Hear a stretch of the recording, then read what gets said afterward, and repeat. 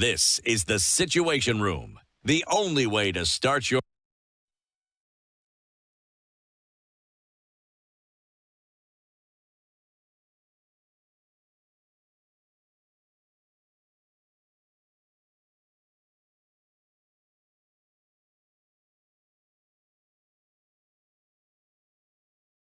day. Growth and prosperity in the region. So if you want to get a lot more information on this and get reliable energy every day, you go to www.kpc.co.ke. You will get a lot of information on what exactly they are doing, including their foundation that is taking smart kids to schools, ensuring that education as well, and new engineers, new products that come to take care of this product is there. KPC, Kenya Pipeline, bomba letu, ukuaji wetu. Kabisa. All right. And so getting us into a conversation that we have this hour around just looking into very important issues today, but then also around a report that was done, the infrastructure, corruption, risk assessment findings, and a discussion around that this morning. Sheila Masinde is the Executive Director of Transparency International and joins us in the hot seat of the situation this morning. Sheila, good morning. Hope it's not too hot. Good morning. I think you're the one who's bringing the heat today because good to have you here. Karibu sana. Nice to come back here. It's been some time. It has been indeed. And so thank you for doing that. Of course, the key questions that we're asking, and we're focusing on some infrastructure projects today. Of course, the big one being the SGR. But before we get into that, Dennis, of course, you know, goes around the African continent every week. He's landed in a country this week. I'd love to hear your interpretation. Okay. Today we're in a beautiful country, a country of many firsts, including having elected the first female president in the continent, Ellen Sirleaf Johnson. That is Liberia. You know, the very first republic as well in the continent, formed by released slaves from the Americas, so African Americans coming back in 1847. Forming the republic. And in there, they find a lot of resources. So you talk about rubber, timber, diamond, and gold that is pushing the country forward. But the problem that we get from this beautiful country, immediately the food in a plate finishes, the status of the plate changes to a dirty plate. Be wise. For me, that means that something that may start so beautifully and in plenty, there's always a risk of depletion. And once, I think you can look at it in the context of the discussion we're having today. You know, you have all this mountain of resources in a plate, and then within no time, if you don't have a plan on how to refill the plate, you'll be staring at something that is, you know, not so desirable, an empty, dirty plate. Indeed. So always have a plan, even as you eat that mountain of food. What's the plan for the next plate? For the next meal. Very true. Very true. Well said. So we're looking at the corruption risk assessment of infrastructure projects in Kenya undertaken by Transparency International, which focuses on the SGR, which is a standard gauge railway. So what informed TI Kenya's interest in undertaking this research, and why does this report matter, especially as concerns the SGR? What informed our selection of not just the SGR, but this report, which is what we call the corruption risk assessment of infrastructure projects in Kenya, also looks at other two projects. That's the Kiambu Civil Servants Housing Project and also the Vihiga Affordable Housing Project under the, Boma Yangu, big affordable housing project under the current government, the bottom-up economic transformation agenda plan. And so we looked at SGR and then those two housing projects. Why housing? Why SGR? SGR particularly because we've largely been we spend a lot of money in infrastructure. If you look at Kenya, and it's not just Kenya, but globally, there's a lot of investment that's made in infrastructure. And infrastructure has a potential to, change the economy and even the socioeconomic status of a country or of its citizens if it is well thought out, if the right investments are made, if there's value for money and there's a return on investments. And I think the concern has been that we are undertaking large infrastructure projects, and infrastructure is good. I think at this point, let me clarify that we are not against infrastructure. Yes. We are not against construction and building, because I think in the last couple of years, Kenya has literally been turned into a construction site. And that's a reason I almost missed this interview this morning, because I was looking for the Standard Group. In the middle of all the construction. This road has really changed because there's so much construction on this road. So it's a good thing. But then on the other hand, is that there's been a lot of opacity in terms of how those infrastructure projects are even identified, selected, the implementation in terms of the construction process, such that when you get to the end point where the service is or the product is being delivered, there's a lot of mistrust. And when you look at there's a high level of trust deficit. Anytime there's a new infrastructure project being proposed by government, even look recently with the JKIA, there's always those questions. And it's not that people don't want those projects. Like even in the instance of JKIA, I've said, I would love for Kenya to have a modern airport. It's always so embarrassing for me. In much smaller economies, you leave the country in a very nice, glossy looking, very well organized, laid out, modernized airport in much smaller economies than Kenya, only to land onto JKIA where things are literally, falling off, especially when you land at, is it Terminal 2? Yes. Which is literally, very temporary, it looks like a temporary structure. So we want development in this country. The question is the process in terms of even identification and prioritization. Yeah. So even like for the SGR, one of the questions was it necessary? This, I think on the initiation side not even during the Uhuru government, but during the Kibaki government, there's a question of, do we need this? Yeah. And even the question of, yes, we may need a rail, looking at the old railway line. And then there's a question of, but should it be standard gauge? I remember the questions of, at this point in time, should we even be looking at maybe the electric rail because it's faster, and all those, questions around what really would work for Kenya, such that when you invest in a particular infrastructure project, it is something that will then bring a value for money, but return for investment. Such that even if it's expensive, you're planning around that, yes, I've spent this amount of money, but in the fullness of time, that money is going to come back because it's going to give a boost to the economy. So questions also around SGR has been, we spent a large amount of money. And also remember, there's a lot of opacity in terms of even the identification of who was building that railway. Of course, we know that 90% of the funding largely came from Chinese loans. Yeah, but then there's a whole question about the capacity of the company that actually built this line. Was it China Road and Bridge? Yeah. Then there was a question about, was it the right company or contractor?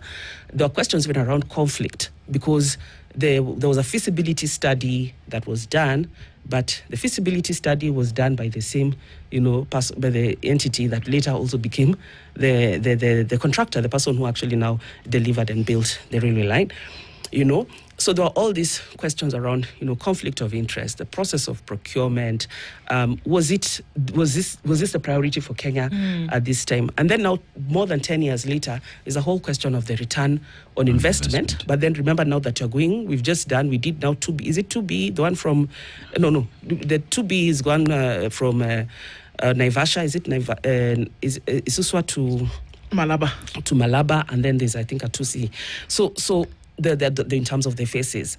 And then there are still questions around the money, because even there are questions about the money that was set aside when this process of the other phases of the SGR were thought out.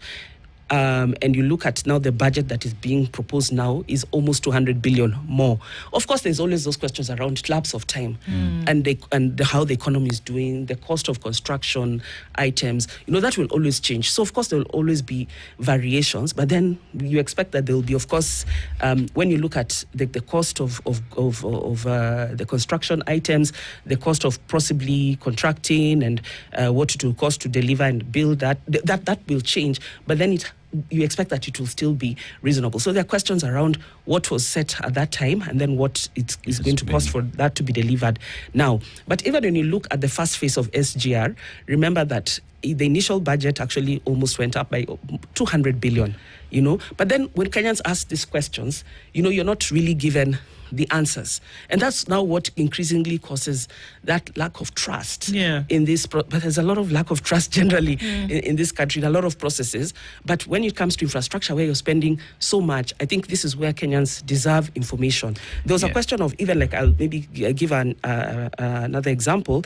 is that as early as 2016, a number of civil society organizations, including Transparency International, wrote to the then I think it was the Ministry of Roads, asking for information, critical information in terms of the financing, in terms of the costs, the procurement process, all these questions that had been there. And we got a letter saying that this is confidential, classified information. Why? For a public project? Yes, we actually got a letter from the then permanent, then they were called, but I think already principal secretaries, the then principal secretary, who I think it was engineer Michael Kamau, yes, who wrote to us and said that this we are not able to give you this information. It is classified and confidential. But then this is Kenyans' money, even if it is money that we were not eventually given because it was a loan that was acquired.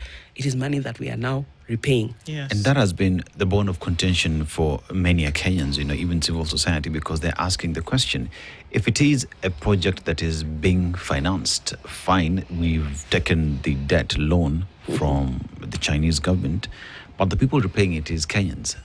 It is a Kenyan project. And there is a lot of opacity, including the contractual agreements that was there. And Kenyans have even asked to just see what that contract says, and it does not exist. I've just looked at the corruption index and rating that you've given, SGR 4.49, which is high. And with that, return on investment, dealing with corruption and suspicion that does exist today, are we seeing that even being handled in the next phases, perhaps? See, already, like with the SGR process, and it was something that we have identified in the report, what were the corruption risk of vulnerabilities, at what phases particularly, and what we identified was that the most vulnerable areas were at the beginning, at the initial phases, particularly in regard to project selection and the initiation. And that includes how you identify a project. Is it priority? How do you contract and so on? How do you identify the contractors? Is it a competitive, open bidding processes so that you actually ensure that you get value for money and you get the best people who are able to deliver the project? Now, we found that process was not satisfactory, in terms of when you look at transparency, accountability, access to information, and even public participation, and even oversight, when you look at the critical institutions that should be involved in oversighting public investments and finance. Now, we are already seeing that in this process, in these phases that are now being, have been initiated, in terms of the initial process. How is it? Because right now, as at now, if Kenyans don't have proper information in terms of, I think they've told us maybe about the budget, how much it might cost, and that is why we have identified that it's actually going to cost 200 billion more when you look at what was initially proposed as the amount, and those many years ago. It's almost now probably more than 8 years, and now at this point when they're looking at now, how do we kick off this the next phases again, which I said again is understandable, but then should it be 200 billion?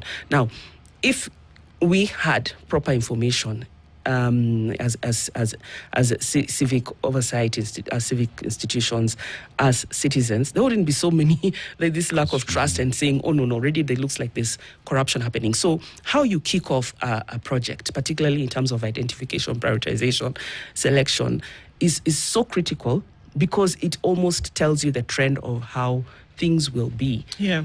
In the continuing phases, in terms of the implementation, the actual construction, and even in terms of the handing over, service delivery. Look at even the SGR.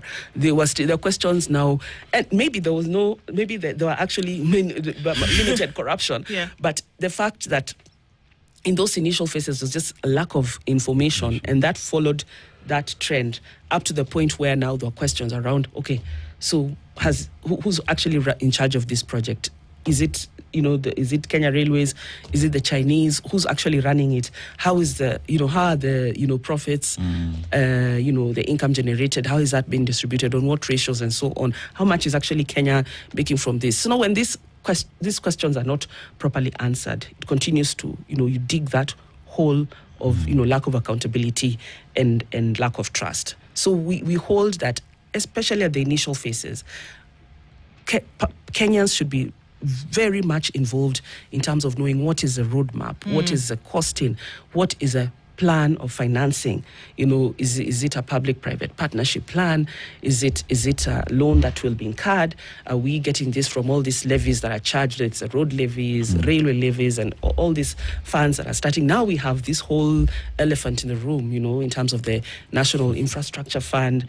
Yesterday we had the Sovereign Wealth Fund bill signed into law, but there are questions because they're still, even within those laws, there are questions about whether we have critical oversighting mechanisms, particularly by Parliament, the Office of the Auditor General, the Controller of Budget, to even give just a surge or satisfy Kenyans that these funds or anything, any infrastructure development project that we actually undertake is well covered, particularly in terms of oversight. Okay. Yeah. One of the things that you mentioned, public funds, obviously, but then how far did limited public participation contribute to this situation whereby transparency then has not been met? Yeah. As I said from the word go, the moment Kenyans are not involved in prioritization of events, of development projects, that is a critical red flag. Okay. Because the question would then be, why weren't we involved? Though you have to also acknowledge that I've seen in the latter, like in the last couple of years, sometimes I do see that there are calls for public participation. Like I remember, was it some point last year, there was a call for I think it was the JKIA expansion plan and also the Wilson Airport plan, where citizens, especially those coming from the neighboring areas, to go for all these public participation forums just to give their views.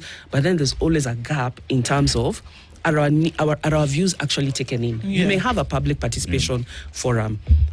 Citizens organize themselves, whether it's the residents associations, whether it's other civic groups. They come in, they give in their input, but then is the input actually taken into account in the final, roadmap that's actually taken? Are there questions actually, do they come back to even give feedback and, answer their questions? Because many times you're given, and again, sometimes a very short window for participation, especially when it comes to technical, very complicated things like this. I mean, SGR, when you talk about road development, housing projects, these are not things that every other ordinary, everyday Kenyan will understand. Even for ourselves, we struggle because we are not, we are not engineers, you're not architects, you're not quantity surveyors, you're not really in the built environment.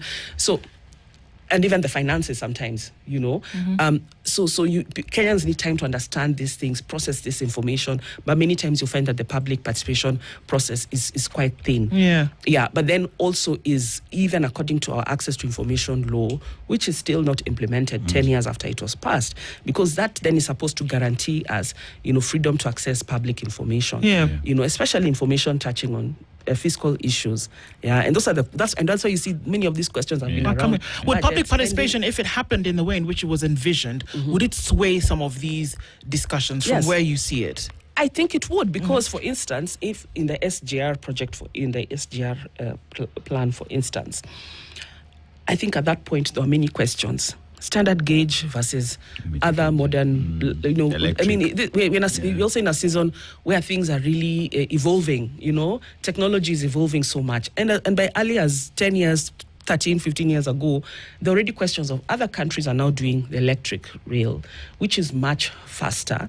And there are even comparisons about the rail that was being built in Ethiopia with ours. Why was the Ethiopia one costing less than this current, the one than the undertaking in Kenya? So there are all these questions that were raised, But if there was a proper structured public participation process where Kenyans give their input, including Kenyans of from different walks of life, even professional associations, because we have accountants, we have engineers, we have architectural, and all these people can give input to these processes based on their experiences in these areas of functions of work, such that then when this feedback is given, it is then incorporated into then Kenyans, you said this, during our public participation. But also, as I said, public participation is really about how much information you're given. Access information is a critical prerequisite to public participation. People cannot participate if they don't have the information. So you may create the participation opportunities for people to, be able to express themselves, give their views, but they have to come from a very informed point. But that, access to information is both proactive, where the government doesn't sit and wait for Kenyans to ask questions, but just volunteers this information. That's what should happen. If you look at our law, there should be proactive disclosures. Like, are you publishing even this information? We're in an era of online social media where it would cost. I won't have to buy space in a newspaper, which has been said to be costly. I should just put that information somewhere online. Websites, people up country have access, to internet, and all these sites now they are able to follow if this information is shared. And those then who have access can be able to share with others. So why isn't this information given out there proactively? Because for me, I see that you cut out information so that you cut out scrutiny. Because the more information that is out there, then that invites more public scrutiny. And that's what we really want to see. Because I think that if government really wants to get support for some of these projects, because we are saying many of them they're not bad projects, they're good, but they're being implemented in an era or an environment of lack of trust. Right. So these questions always come up.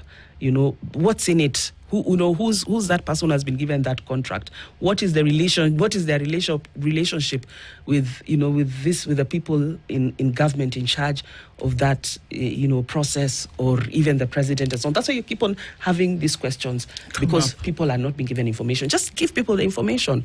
Who are the owners of all these companies that are getting these contracts, and try to erase the doubt then. And try to erase that doubt. Okay. If you're talking about housing, like for instance, some of the recommendations we have made in this report, because you look at even the Kiambu civil servants housing and even the Vihiga affordable housing project, one of the things we said, one, just give the information.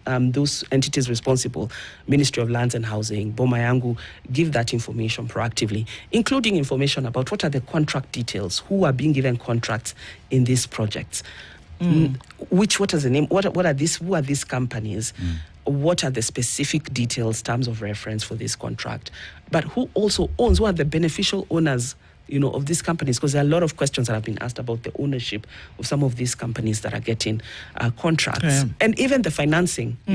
At what cost does it come for Kenyans? Is it loaned? Is it money that has been borrowed?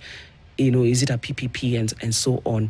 Yeah, so that Kenyans can actually get that confidence in infrastructure. But I think the other thing also, because this work that we are doing is all about responsible infrastructure. Responsible infrastructure investment. Responsible infrastructure investment, and that's why we're saying it's the critical areas, particularly in the initiation phase, are really important. Because it's at that point that Kenyans tell you, yes, we would like a road, we would like the SGR, we would like the houses, but then look here, we have critical gaps in terms of access to other, social services like education and health. It doesn't make sense for me to have this nice expressway or this SGR, which I may never use. But then I go to a hospital and I can't get one. Maybe I don't get to see a doctor or a clinical officer because they've not been, they're not adequate salaries to support, those critical health officers in that health facility near my home. Or I'm not able to get access to medicines that have been prescribed. Or you go to schools and children don't have, adequate facilities, desks, seats, classrooms, well sheltered and constructed classrooms don't have access to books. So there's always that question of, so what are our priorities?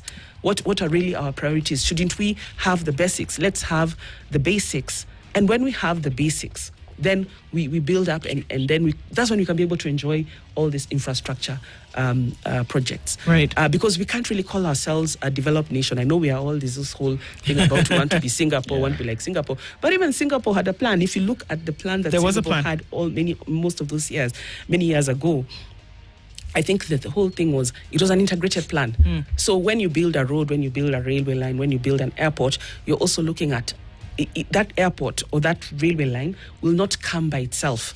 You have to think about, so what are the other drivers of the economy that you have to develop alongside that infrastructure project to ensure that when that project is rolled out, they're actually going to be there's going to be demand for its use, because for instance, like the SGR, the thing was, we want to use the SGR to be able to ease the transportation of goods on the roads, and also decongest the roads and ensure that this goods are able to move faster from the port of Mombasa end to end. Now we're talking about to Malaba. But then the question is, now we build the SGR, but we still see so many trucks on the road. So anyway. Why aren't those who are transporting goods, why don't they have the confidence, or is it the utility of the SGR that they're now, still preferring to use the roads instead of the rail line, so that we are able to now maximize and ensure that that loan that we are paying back for the SGR is actually paid back, not from the way it's supposed to be. Not through tears and pain, through the pockets of Kenyans, but because people are making more business by using SGR, and that money is deployed back to pay the loan. That really should be the principle when it comes to infrastructure development. Even with the expressway, what was its what economic value? What is the economic value? All these roads that we're getting in different parts of the country, great, but are they helping in terms of agri-food and agribusiness growth, such that then I'm able to, if you come from Western Kenya, or you even come from the coast, you're able to use those roads to actually transport food, crops or whatever for further processing or even for further distribution, because you have a good transport system. Network. I'd like to take a break at this point, and then we come back and look at some of these other pertinent issues here, because when we talk about transparency does definitely go across board. Sheila Masinde is the Executive Director of Transparency International, looking at that risk assessment that was done for transparency, especially focusing on the SGR this morning. We're going to come back and discuss that as we come back from this break. Just stay with us. This is the Situation Room, the only way to been labeled private and confidential. And why is that then a problem out there is because Kenyans have donated responsibility to members of parliament to be their oversight mechanisms. Talk about the Auditor General. And if a project already has been labeled, its details, its papers have been labeled private and confidential, then what room for accountability and oversight do Kenyans have when we cannot access this information? Are you looking at a situation where we are living with a project that we don't know whether we own it, we control it, and we can't even correct messes if they do exist? And that's the reason why we have laws. But we know that we also have a plethora of laws that haven't been implemented fully in this country. Because if you look at our public finance management, our public procurement, asset disposal, even the PPP law, now even access to information and others laws on PFM oversight, the parliament really should have a role in terms of being able to hold the executive accountable for some of these, not some, but all these investments that are being taken for the benefit of Kenyans, to ensure that there's actually value for money, to ensure that processes are followed.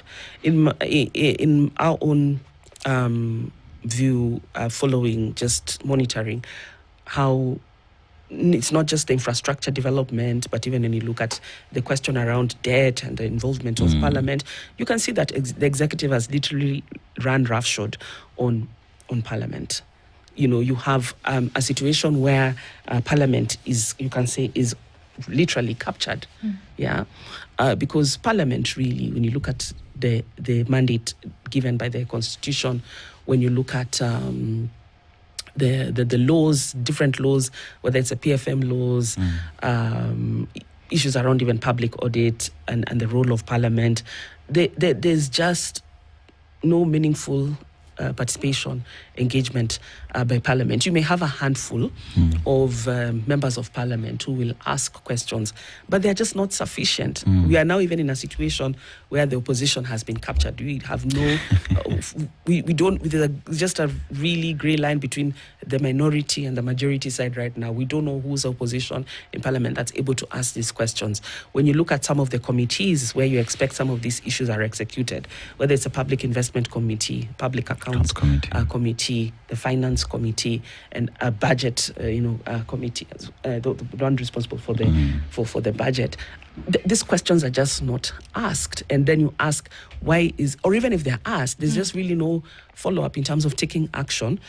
Where, for instance, it has been found that the executive, those in charge of these projects, have actually gone against the law in the implementation of this this project. So, in actually almost literally everything that we're struggling with accountability, my own view is that if we had an independent parliament, people who go into parliament and know what their work is in terms of oversight, representation of citizens, Kenyan citizens, voters, the people who voted them.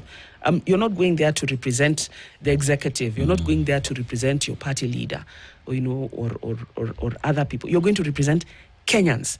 And what do Kenyans want? What are the interests of Kenyans? You're going to legislate, ensure that the legislation that is being created, particularly to oversight public infrastructure projects, are strong. But look at what just happened, even with the sovereign wealth bill that was assented into law yesterday. They removed oversight by the Controller of Budget, the Auditor General. So now there are questions about why that weak oversight that is likely to be applied in terms of how some of these decisions are made. Yet we know our main problematic areas are issues around public procurement.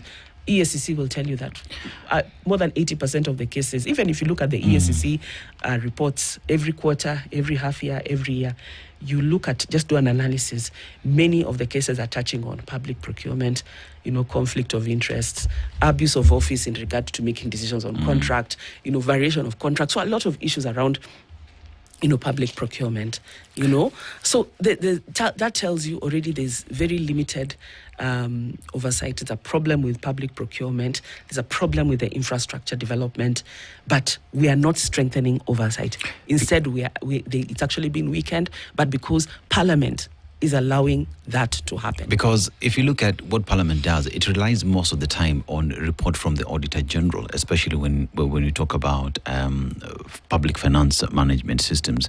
But here now we see in a matter like the sovereign fund now, that has been removed. The Auditor General has been removed from that equation. That means Parliament is relying on what report for them to oversight that. And that continues to be the problem, because even when you talk about SGR, we do not have information. So how do they oversight something that they don't have anything to reference to? And also the fact also that the questions around SGR have been asked, even in we've seen some questions asked in Parliament, but when no answers are given, then you should expect that Parliament, you put your foot down. If you've summoned, or if you've put a question on what is the cost of this, we want the full cost of this. Those are the questions Parliament should be able to get from the executive, particularly when they hold the different parts of the executive to account, when they have to come and seek new ask for or defend their budgets, or they have to answer questions that have come up in the Auditor General's reports. Those are points at which some of these questions should be asked. But even we have seen executive summoned just to answer specific questions on certain issues, But why haven't we successfully gotten this question answered on the SGR? Remember that there was even a case. I think it was decided, was it in 2020, 2021, taken to court by Omtata. I think it went all the way up to appeal. And where the court upheld that the procurement for the SGR was actually done in an unconstitutional manner. But were there any consequences to that? Because if the court then said that this procurement process for SGR was unconstitutional, but money has already been spent, so who's accountable? Who's been held culpable? You know, if Kenyans have already lost money in an unconstitutional process, why wasn't there a process to actually say, okay, so who made these decisions? You know, it's part of even the when you talk about audience debt. It's also, those are the concerns that we have, that you have incurred debt, you have borrowed money, you're paying high interests for it. You're not getting the right value in terms of return on investments, but you continue to pay. But yet a court has found that actually, in the first place, this process was unconstitutional. So who should pay for it? Should we go back to those people who made the decisions, those people involved, and say, but this is not a Isibilia Kenya. This is not a Isibilia Kenya to a Kenya. Someone has to pay this bill, you know. But Parliament has not been able to ask those questions. Not been able or willing. Sheila. Again, it's political will. Yeah. It's really a question of, first, it's political will, that because you're there to pursue the interests of, say, whatever your party leader, and we've seen them when they're summoned to by their party leaders, not just the majority party, but even the minority side, you know, and that you know, given the agenda and told this is how we are going to act on A, B, C, D, you know, requests from government or on this bill. This is their position, and this is their position we expect, you know, our members of parliament aligned to this party to take. We've seen that in broad daylight, in live camera. So we know that we have a captured institution. But yet this institution is so critical when it comes to oversight, and even in terms of unlocking the roles and the effective functioning of other oversight institutions that follow, like the Office of the Auditor General, the Controller of Budget. Because you've seen Auditor General, Controller of Budget ask certain questions, you know, but if there's no enforcement, if there's no one to enforce this, there will just be questions on paper with no consequence. So can demands be made of a body which, I mean, by your assertion, is already captured? Can demands then be made on a solution to this problem on the same body? Because at the end of the day, it still comes back to them in terms of making the law oversight. And we say that they've been captured, but then they still bear the responsibility of essentially turning around, or at least beginning the process where this would be turned around, asking the right questions, making demands of the correct institutions, and saying exactly what happened here. Can you make a demand on them if it seems as though there is already compromise in certain areas? One is it's people power. I mean, it's unfortunate, but almost everything in this country goes back to people power, you know, the citizens. But again, the Article 1 of the Constitution says all sovereign power belongs to the people of Kenya. And that's why, you see, when all else fails, when institutions fail or are unwilling, you know, it all comes back to us as citizens. And that's why even for this report, one of the recommendations that we have made is, how do then we as citizens ensure that we also take up our oversight role? And there are many forms in which we can do that, you know, the public expenditure tracking, the scorecards, and so on. And with these processes, you get into certain conclusions, particularly even in terms of the roles of the other oversight institutions, or even the executive, and what they should do, and then how we as citizens ensure that we now use our power to hold this to account. I think that citizens have, there are mechanisms that can be used. It's just that we have not exercised them, but it's really about mobilizing and organizing ourselves. One has been, you know, that power of recall. I mean, if a member of parliament is just not working, why do you leave them in office for 5 years? These are your servants. You pay them. But you see, that relationship is always is what do you call it? Is always inverted, right? You know, where it seems like they are at the top and we are at the bottom. It's actually the other way around. So we should use the power that has been given in the Constitution for us to be able to recall, where you find that a member of parliament has gone to whether Senate or the National Assembly, but they're not representing you, they're not oversighting, they're not ensuring that there are strong legislations. Recall them. You know, we have an opportunity in the next 1 year to go to the elections. Look at the performance of your member of parliament in terms of oversighting, legislating, and representing you. If it's not suitable, go back to the drawing board and look at the candidates, but vet these candidates. Vet them to ensure that you actually have people who are independent are not going to be controlled or be run roughshod by, the executive or party leaders, so that these people are going to be independent and are going to be able to demand questions, ensure that there's enforcement of all these things that we need to see in regard to accountability. So we are not powerless. But sure, the accountability essentially is tied to the Constitution, which is the guiding light for all of this. But it seems as though the party power supersedes that which the supreme law of the Constitution should actually be vanguarding. That the affiliation to your party and your leader in terms of what's to be done, I mean, God forbid that you should then have the majority in Parliament as a party. That is what rules the roost, not the Constitution. The same inverted relationship that you talk about. I could be on the outside today, and if I find my way into political leadership by way of a party, my whole conscience changes completely, and the Constitution takes a back seat. That's what creates the gaps for greed. How then do you close those gaps? Because even with the risk assessment that's been done by TI, and you look at these things and you see these patterns over and over and over and over again. SGR here, another project tomorrow. I know, Sheila, that there's something that you say, yikes, something must shift. There has to be a change. So taking all of those things into consideration, how far back then must you go to sort out a today problem? As far back as nominations in parties, who you're nominating for positions of leadership? Because it bears then a burden on something like the SGR. Yeah, it does. How? Yeah. One, let it be clear. It's clear that the Constitution is supreme, and the Constitution has given us the power as citizens, and that's why I say we are not powerless.